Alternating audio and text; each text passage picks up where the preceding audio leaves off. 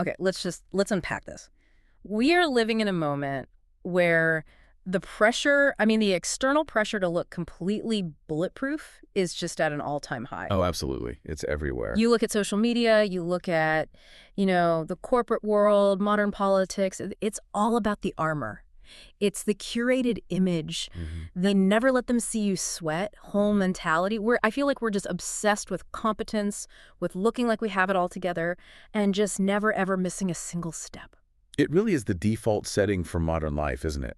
Yeah. I mean, we are conditioned, probably from a very young age, to believe that competence just looks like invulnerability. Right. If you have questions, well, you're weak. If you have feelings, you're messy. If you admit you were wrong about something, Yeah. you're finished. Yeah, if it's game over. It's game over. Yeah. We treat emotions like these liabilities that need to be managed or just hidden away instead of what they are, which is just part of our humanity. Exactly. And yet, the subject of our deep dive today has built, you could argue, one of the most significant intellectual and cultural empires of the 21st century by arguing the exact opposite. We are talking about someone who looked at the things we are most terrified of, shame, fear, being seen as less than, and used hard data to prove that those are actually the birthplace of everything we say we want. Yeah. She's basically telling us that the armor we're all wearing, it's actually suffocating us. It is a paradox, isn't it? Yeah. It's a paradox that shouldn't work, but it so clearly does. Yeah. We are, of course, talking about Casandra Brené Brown. Most people just know her as Brené, and to be honest, her footprint is just inescapable at this point. We're talking about a viral TED Talk that basically broke the internet. Right. Netflix specials, best-selling books that dominate the charts for years at a time, and these high-level consulting gigs where she's telling Fortune 50 CEOs how to run their companies. She's everywhere. She really has become a household name. But I think because she is so ubiquitous now, because we see the quotes on Instagram and the little clips on TikTok, it's easy to dismiss her as just another motivational speaker. Totally. Or to think this is just, feel-good fluff. Yeah.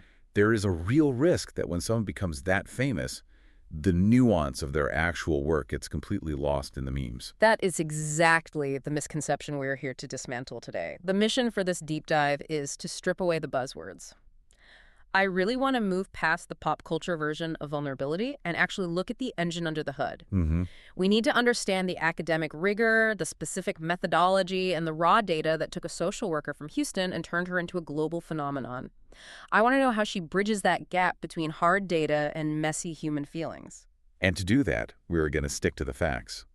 We're pulling today's insights from a comprehensive profile of her life, her career trajectory, and her bibliography, and we're specifically relying on the detailed account in her Wikipedia entry and the associated source links. Good. We are going to ground the feelings talk in the actual biography and the academic record. Because at her core, she isn't a guru. Yeah. She's a researcher. I love that approach because she calls herself a researcher storyteller, right? Right. She isn't just some guru on a mountaintop just guessing about life. She's bridging that gap between cold, hard data and the messy reality of being human. She's saying, look, I'm not telling you this because I feel it. I'm telling you this because I measured it. That is the key to her entire career. She is such a unique figure because she transitioned from total obscurity in academia studying topics that, quite frankly, nobody wanted to touch, to the mainstream spotlight. And in doing so, she fundamentally changed the vocabulary we use to talk about leadership, parenting, connection. Before her, shame wasn't a word you'd ever hear in a boardroom. Now it's part of the executive lexicon. And we have some really surprising details to get to later in this discussion. We found connections to a speech by Teddy Roosevelt, some very specific and surprising sports loyalties that I did not see coming. Not at all. And this is my personal favorite, a cameo in a comedy movie that involves a lot of wine. It's a colorful life, absolutely. But to understand how she got to the movie cameos, we have to start with the credentials. Yes. We have to establish why we should even listen to her in the first place. Because if we don't respect the foundation, the house she built just doesn't make sense. Right. Let's look at that academic foundation, because I think a lot of people assume she just wrote a self-help book and got lucky. But she is a heavy hitter in the university world. This isn't a hobby for her. She is. And this is not a weekend certification we're talking about. Currently, she holds the Huffington Foundation's Brené Brown Endowed Chair at the University of Houston's Graduate College of Social Work. Okay, let's pause on that title for a second. An endowed chair. For listeners who aren't in academia, Hmm? can you translate that? What does that actually signify? Yeah, it's a big deal. In the academic world, an endowed chair is one of the highest honors you can possibly achieve. It means that a donor, or a foundation, in this case the Huffington Foundation, has donated a significant amount of money specifically to fund her position and her research. Wow. It signals that the university and the donor class view her work as vital and, and permanent. It comes with prestige, funding, and a really high level of autonomy. It basically says, we believe in your work so much, we are going to guarantee it has a home here forever. Okay, so she's at the absolute top of the food chain in social work.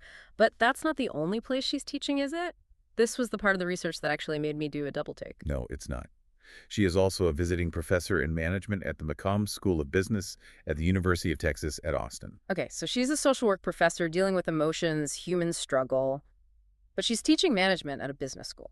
That feels like a collision of two completely different worlds. It really does. Usually, social work is over here saving the world and business school is over there making money. It does seem like a crossover episode, doesn't it? Yeah. But this is actually a critical data point for understanding her impact. For decades, the corporate world and business schools viewed management through the lens of, like, efficiency, finance, and strategy. Hard skills. Sure. The idea was that you check your emotions at the door when you clock in. Right. The bottom line is Yeah. just business. It's not personal, that whole thing. Exactly. Anything related to empathy, shame, or vulnerability was just dismissed as soft skills. It was seen as completely irrelevant to the profit margin. Right. But what happened is that companies started realizing that the hard skills weren't enough. You can have the best strategy in the world, but if your company culture is toxic, you fail. Mm-hmm. The fact that a top-tier business school like McCombs brings in a social worker to teach management signals a massive shift. It suggests that the business world is finally realizing that you cannot optimize an organization if you don't understand the humans inside it. That's a really profound point. It's like they realized the spreadsheet doesn't work if the people entering the numbers are burned out or just terrified. Precisely. And her background is purely in understanding those people. She is a Texan through and through, education-wise. She did her undergraduate work at the University of Texas at Austin, earning her Bachelor of Social Work in 1995. Okay. Then she moved over to the University of Houston for her Master of Social Work in 1996, and she stayed there to grind out her PhD in social work, which she completed in 2002. A PhD is no joke. That is years and years of grueling work. And looking at the notes here, the title of her PhD thesis is, well, it's a mouthful. It's very academic. It is. The title is Acompañar, a grounded theory of developing, maintaining, and assessing relevance in professional helping. Acompañar. That's Spanish, right? Yes, it means to accompany. That seems really significant. The whole idea that helping isn't about fixing someone, but accompanying them. It feels like a total shift in power dynamics. It threads through everything she does later. She moves away from that expert model where the doctor fixes the patient to a model of connection. But the phrase I really want to drill down on from that title is grounded theory. Yes, I've heard her mention this in interviews, but I've never really understood it. It sounds like something involving electrical wiring. What does grounded theory actually mean in a research context? This is maybe the most important thing to understand about her method. In traditional science, say medical research or physics, you often start with a hypothesis. You have a guess. Okay. I think drug A will cure disease B. Then you run an experiment to prove or disprove your guess. You are testing a theory you already have. Okay, so you start with the idea and then you see if the world matches it. Right. Grounded theory works in reverse. You do not start with a hypothesis. You start with zero assumptions. You start with the data. In her case, the data is people's stories. She interviews hundreds, then thousands of people. She asks them these really open-ended questions like, tell me about a time you felt disconnected. She codes their answers, looking for patterns and themes. The theory emerges from it is grounded in the data. So she didn't go into her office one day and think, I bet vulnerability is the key to courage. Let me go prove it. Absolutely not. In fact, if you listen to her early stories, the data often contradicted what she wanted to find.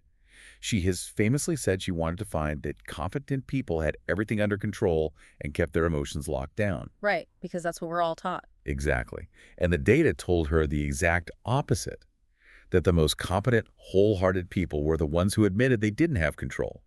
Grounded theory forces the researcher to listen to the lived experience of the subjects, even when it ruins their own preconceived notions. That makes her work feel so much more valid to me. It's not just her opinion or her philosophy. It's essentially a report on what thousands of human beings have told her about their lives. It's Yeah. data with a soul. Exactly. And she guides her social work students in this methodology now. It's all about letting the reality of the human experience dictate the conclusion, rather than trying to stuff human beings into a theoretical box you built in a faculty lounge. Yeah. It's incredibly rigorous because you can't fake the patterns. If 500 people say the same thing in different words, you have to pay attention. So she spends the early 2000s just doing this heavy lifting. She's in the trenches of academia. And she focuses on what we call the big 5 topics in the source material. Yes, courage, vulnerability, shame, empathy, and leadership. It's like the emotional pentathlon. Those are some big, heavy words. They are. And her goal with all of these, whether she's looking at shame or leadership, is to understand human connection. How does it work? Why does it break?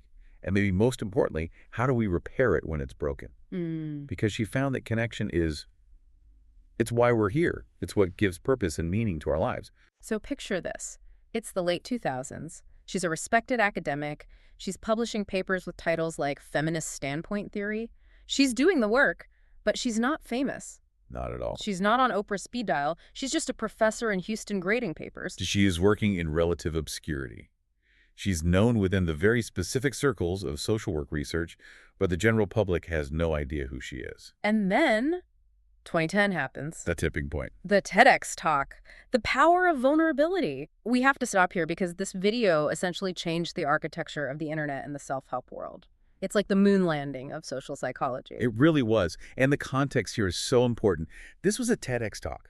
TEDx events are local, independently organized events. Right, not the big main stage one. Not the big main stage TED conference in Vancouver or Edinburgh where Bill Gates is speaking.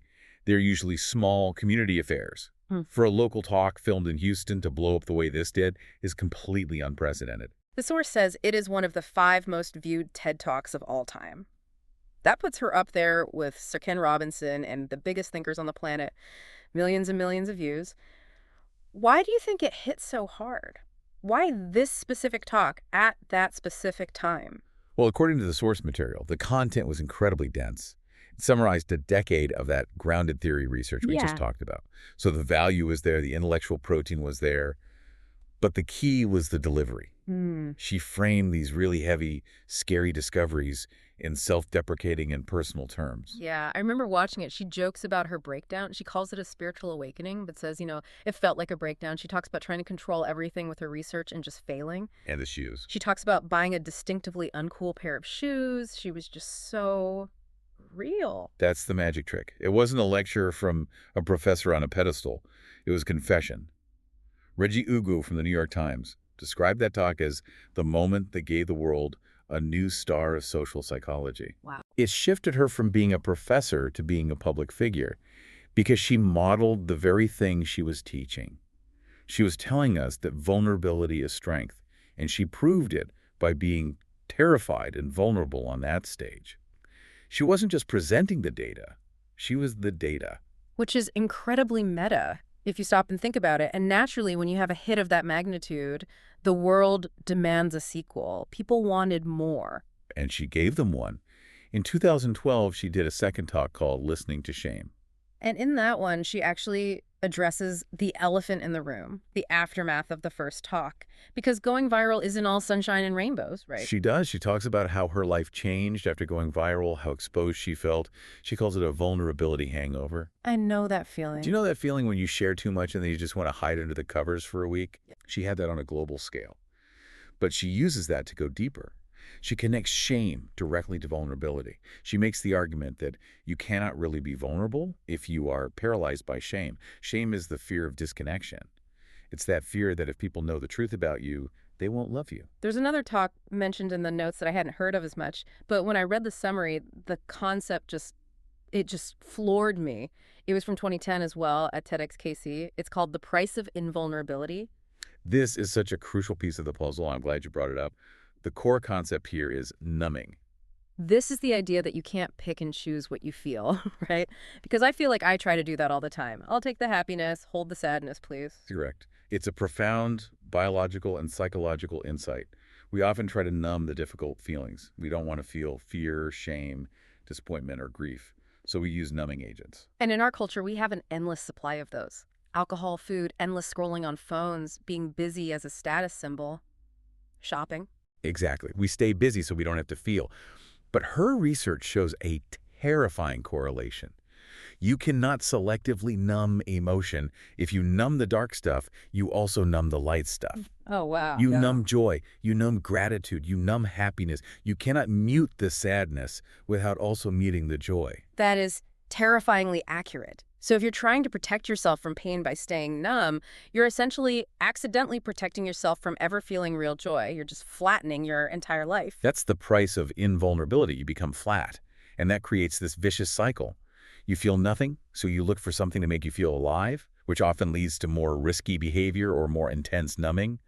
You're just chasing a high because you've anesthetized your soul. Man, that explains so much about modern burnout. We're all just trying not to feel bad, and we end up feeling nothing at all. Precisely. And that insight is what allows her to move from just psychology to how we live our lives. So she's got these talks, she's blowing up online, she has the academic backing. Eventually, this leads to the biggest stage of all, Netflix. Yes. In 2019, Brené Brown, The Call to Courage, debuted on Netflix. Which is huge. I mean, usually Netflix specials are for stand-up comedians like Dave Chappelle or John Mulaney. Or maybe a Beyoncé concert. They don't usually give an hour to a research professor to talk about feelings. It was a total genre-bending moment. USA Today actually reviewed the special and called it a mix of a motivational speech and stand-up comedy special. That tracks. She's funny. She has that Texas wit. She knows how to hold a room. She does. But underneath the humor, the core argument was deadly serious. She posits that you must choose courage over comfort. And here is the kicker, the equation she lays out. You cannot be brave without being vulnerable. They are the same thing. That's the aha moment for me. We usually think vulnerability is weakness. We think courage is being tough and unshakable. She's saying, no, vulnerability is the most accurate measure of courage. And according to her research, doing this, choosing courage over comfort, is the only path to love, joy, and belonging. Because if you have your armor on, nobody can see you. And if nobody can see you, you can't be loved for who you are. You can only be loved for who you are pretending to be. And that is a lonely place to be. Okay, so she's conquered the internet, she's conquered Netflix, but we have to talk about the books, because this is a publishing empire we are looking at. She isn't just a speaker, she is a prolific writer. It is a juggernaut. As of 2021, she is the author of 6 #1 New York Times bestsellers. 6! That is wild. Most authors dream of getting on that list once. Let's run through them, because I think seeing the progression of the titles tells a story about what we as a society were hungry for at the time. Agreed. It starts with The Gifts of Imperfection in 2010. This was the early breakout hit. The thesis was relatively simple, but also pretty radical. Letting go of who you think you're supposed to be and embracing who you are. It introduced the concept of wholehearted living. Which sounds simple, like a bumper sticker, but is incredibly hard to execute. Just be yourself is the hardest advice to follow when the world is telling you to be someone else entirely. Then came Daring Greatly in 2012. Now, I love the story behind this title. It really anchors her work in history. It's a great connection. The title comes from a speech by Theodore Roosevelt, right? Yes, delivered in 1910 at the Sorbonne in Paris. It's officially called Citizenship in a Republic, but it's often called the Man in the Arena speech. I can almost recite it. It is not the critic who counts. Not the man who points out how the strong man stumbles or where the doer of deeds could have done them better. Exactly.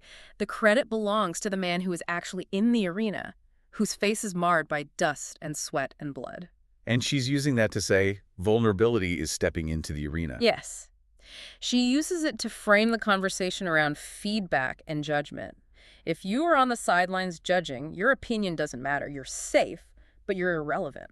If you are daring greatly, you are going to get your ass kicked occasionally. That is the price of entry. If you aren't willing to fail, you can't enter the arena. And that book was massive. I remember she went on Super Soul Sunday with Oprah in 2013 to talk about it, which is basically the knighthood of the self-help world.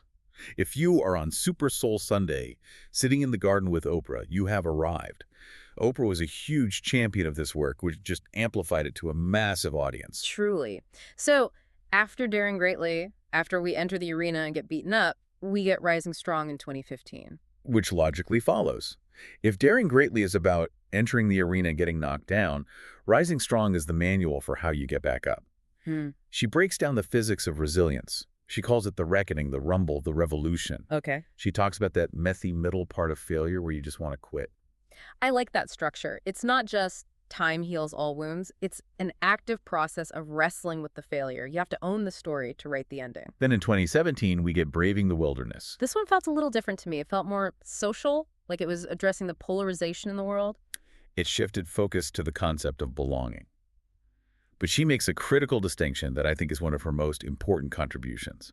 She distinguishes between belonging and fitting in. Wait, aren't those the same thing? In high school, they definitely felt like the same thing. No, and the difference is everything. Fitting in is assessing a situation and changing yourself so that you are accepted.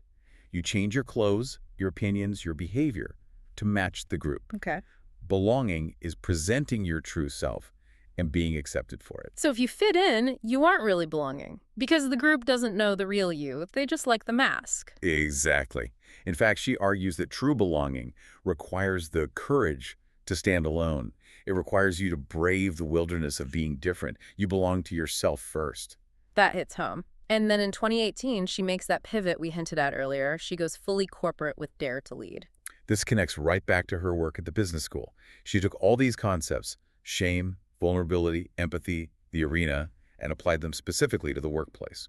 It argues that daring leadership is a collection of 4 skill sets that are 100% teachable, observable, and measurable. That was the genius move. She took the fluff out of soft skills. She told executives, I can measure this. I can teach this. This is a system. And it gave permission for leaders to stop pretending they had all the answers. It allowed them to say, I don't know, which, ironically, builds more trust than pretending to know everything. And finally, the most recent big title listed here is Atlas of the Heart in 2021. This one is fascinating. It's almost like an encyclopedia or a dictionary. The premise is expanding the reader's emotional vocabulary. I have to ask the skeptics question here. Why does she think we need a better vocabulary? Can't I just say I'm sad or mad? Why do I need 87 different words for feelings? It's a valid question. But her research suggests that most people can only identify 3 emotions: happy, sad, and pissed off. The primary colors of emotion. Right. But the human experience is an infinite spectrum. Her argument is that language shapes reality. If you can't name the difference between anguish and despair, or between envy and jealousy, you can't process it effectively, and you certainly can't communicate it to someone else. Atlas of the Heart gives people the language to understand their own experiences. It's all about granularity. It's like trying to paint a sunset with only a blue crayon. You're missing all the nuance. If I can tell you I'm feeling resentment specifically, we can deal with that. If I just say I'm mad, we might miss the entire point. Exactly. And clearly people felt that lack because it won the Goodreads Choice Award for Best Nonfiction in 2022. It resonated because we are all starving for connection, and language is the bridge. She also does collaborations, which is worth noting. She isn't always the solo star. No. She wrote a chapter for Tim Ferriss's Tools of Titans. But more importantly, she used her platform to co-create an anthology called You Are Your Best Thing with Tarana Burke. Tarana Burke, the founder of the Me Too movement. Correct. That book is a collection of essays by Black individuals. It discusses the trauma of white supremacy, but also Black love and Black life. It connects the concepts of vulnerability and shame resilience specifically to the Black experience. It shows Brené Brown intentionally using her massive platform to elevate other voices and explore the intersections of her work with race. It acknowledges that vulnerability looks different when you don't have the same societal privileges. It's a huge body of work. We're talking millions of books sold, but she didn't stop at books. We touched on Netflix, but she has really built a multimedia empire. She's everywhere. She has. Podcasting became a huge avenue for her. In 2020, she started hosting Unlocking Us and Dare to Lead. I remember when Unlocking Us launched. It was right around the start of the pandemic, wasn't it? It was. March 2020. The timing was accidental, but sort of perfect. The whole world was locked down, scared, and isolated.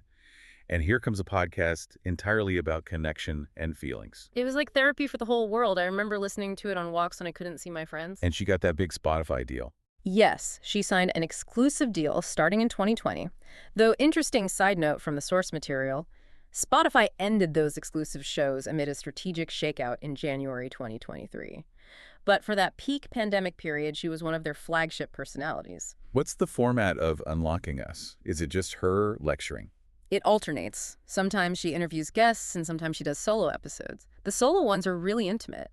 It's just her talking directly to the listener, sharing personal stories, research learnings, or summarizing other social science work. It feels very personal, like a phone call from a smart friend. And the guest list is pretty star-studded. Oh, yeah. Alicia Keys, Glennon Doyle, David Kessler, who is a legendary grief expert, and again, Tarana Burke. It's a mix of celebrities and deep thinkers. But won an award too, right? Yes, the iHeartRadio Podcast Award for Best Advice or Inspirational Podcast in 2021. And she also turned Atlas of the Heart into a TV show. Right, on HBO Max in 2022, a 5-part docuseries. So if you count it up, she has books, podcasts, Netflix specials, and HBO series. And in company, we can't forget The Daring Way. That's the business engine. Sure. She is the CEO. It's a professional training and certification program. So if you are a therapist or coach, you can get certified in her methodology to help your own clients. It's a brilliant way of scaling her impact beyond just people who read her books. It operationalizes the research so other people can teach it. Okay, so we have established that she is a powerhouse, academic heavyweight, media mogul, corporate consultant. But I want to pivot now to segment 5, the person behind the research. Because you can't research vulnerability for 20 years without having a backstory. And her backstory is very much part of her brand. She is not a blank slate. She uses her own life as data. So looking at the bio, she was born in San Antonio. Yes. Eldest of 4 children. Her family lives in New Orleans now, but she has settled in Houston with her husband and 2 kids. She's deeply rooted in the South. Now, she talks a lot about numbing, as we mentioned earlier, and that isn't just theoretical for her. That comes from personal experience. It does. Brown is very open about her past addictions. The source material explicitly lists alcohol, smoking, emotional eating, and control. Control as an addiction. That is a powerful framing. I feel seen. It's the addiction of the perfectionist. It is. We don't usually group control with alcohol, but it serves the same function to manage anxiety. But she has a specific sobriety date listed. Yeah. May 12, 1996. Which was, wait, looking at the timeline, that was one day after she graduated from her master's program? That timing is incredibly poignant, isn't it? She finishes this major academic milestone, the Master of Social Work, and the very next day, she makes this life-altering decision to stop drinking and smoking.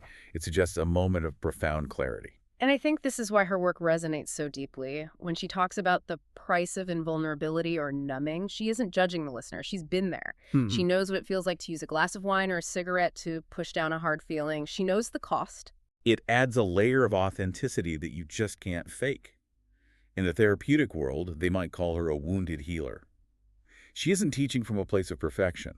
She's teaching from a place of recovery. She's walking the path with you, not pointing at it from a helicopter. There is also a spiritual component to her life that she discusses, which is interesting given how secular the academic world usually is. She was raised Catholic, but the source notes that she left the church.